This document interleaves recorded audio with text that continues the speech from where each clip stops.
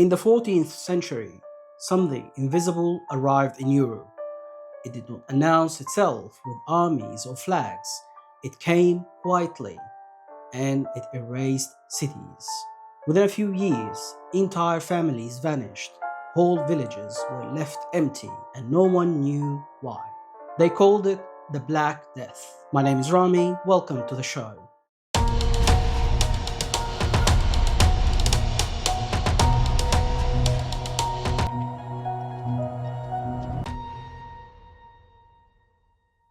But this is not just the story of a disease. It is the story of fear, confusion, belief, and survival, and how humanity changed forever because of it.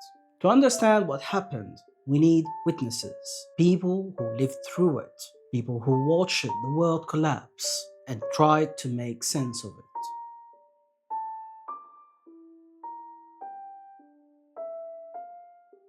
The Black Death did not begin in Europe. Most historians now trace its origin to Central Asia, somewhere along the vast trade routes that connected China, the Mongol Empire, Middle East, and Europe. These routes were the arteries of the medieval world. They carried silk, they carried spices, they carried gold, and unknowingly, they carried disease.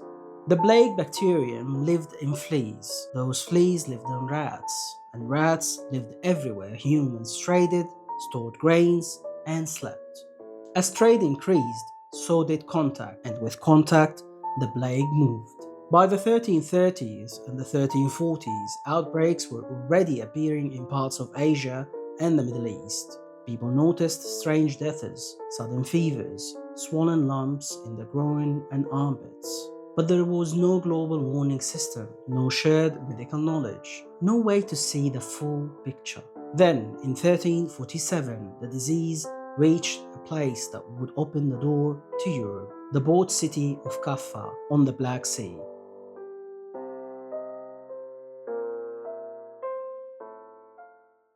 Kaffa was a trading hub, a crowded city filled with merchants, soldiers, sailors, and goods from every corner of the known world. It was also under siege. Mongol forces surrounded the city, fighting for control, and inside the camps, outside the walls, something strange began to happen. Soldiers started dying fast, not from wounds, not from hunger, from a sickness no one understood. One man would later write about what happened next. His name was Gabriele di Muzzi, a notary from Piacenza in Italy. He was not a doctor, not a general, just a man who wrote things down.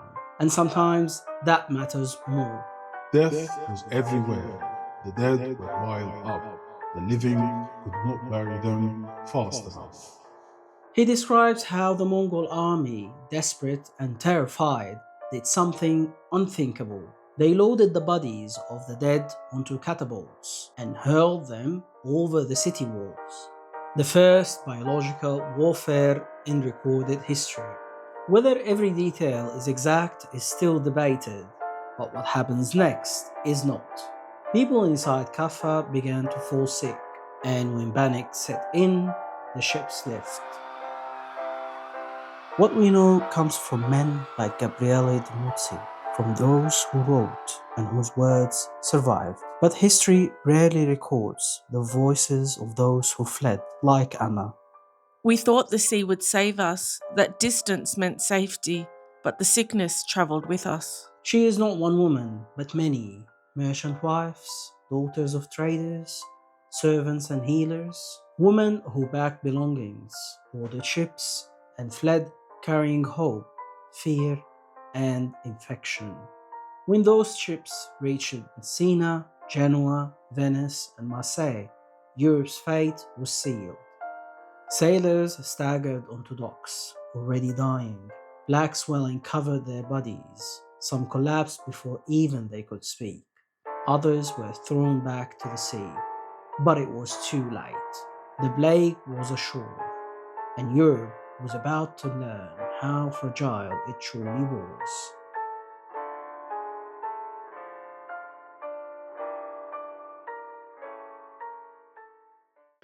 The plague did not kill gently.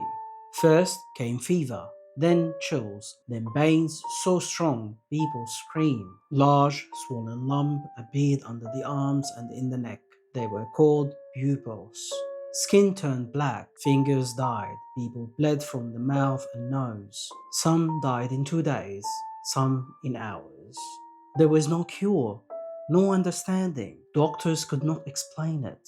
Priests could not stop it. By the end, Europe lost between 30 and 50% of its population. Cities like Florence lost over half of their population. The Middle East and North Africa were devastated. China may have lost tens of millions.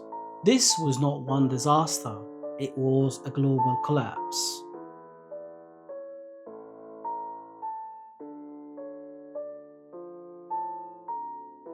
When science falls, fear fills the space. People tried everything. Some believed the plague was God's punishment. They whipped themselves in public, the flagellants, hoping pain would save them. Others drank strange potions, vinegar, mercury, crushed herbs, animal blood. Doctors wore masks with long beaks filled with flowers, spices, and perfumes, believing bad smells caused the disease. People burned homes. They abandoned the sick. Parents fled children. They said the air was cursed, so we stopped breathing deeply, as if that could save us.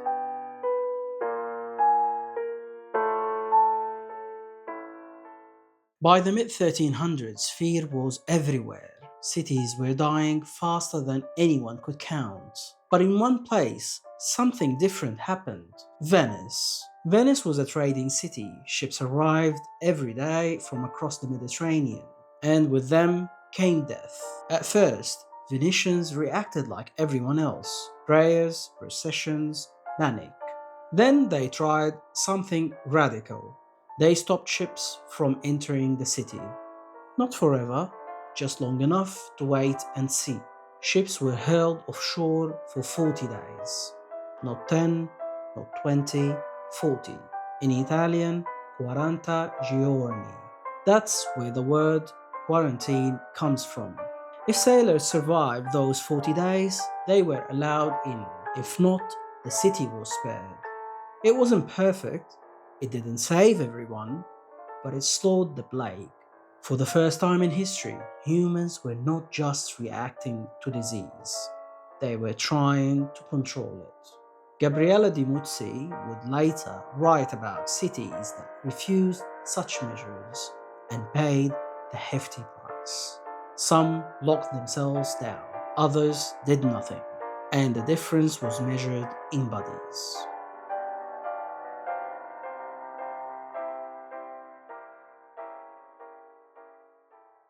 When the plague finally loosened its grip, the world it left behind was unrecognizable. In Europe alone, between one third and one half of the population was gone. Entire villages vanished, fields went untended, houses stood empty, church bells rang non-stop until there was no one left to ring them. But something unexpected happened. Because so many people died, labor became valuable. Survivors demanded better wages. Serfs walked away from land they once could not leave. Feudal systems began to crack. The balance of power finally shifted. People also began to question authority. Doctors had failed, priests had no answers, kings could not stop death. So, if they were wrong about the plague, what else they were wrong about? This doubt helped ignite new thinking about science, about medicine, about the human body. Hospitals changed, public health slowly emerged, cities redesigned streets, waste systems, and living spaces. The plague did not just kill millions, it forced humanity to learn.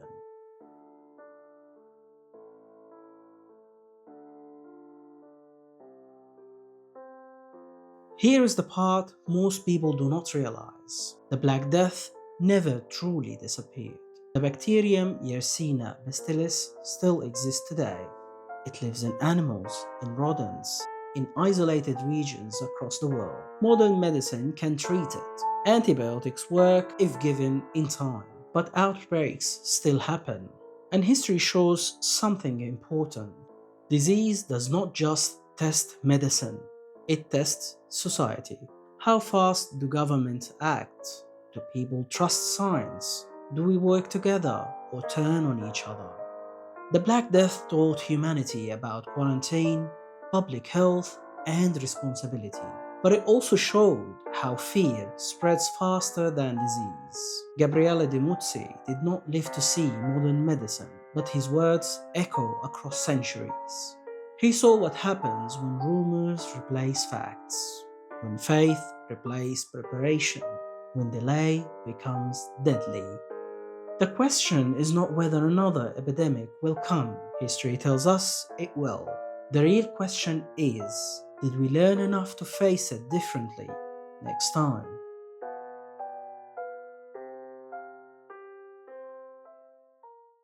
The Black Death was not just a disease, it was a mirror. It showed humanity who we are under pressure: fearful, cruel, inventive, compassionate. Gabriele survived, the woman survived, millions did not. And the world they left behind became ours.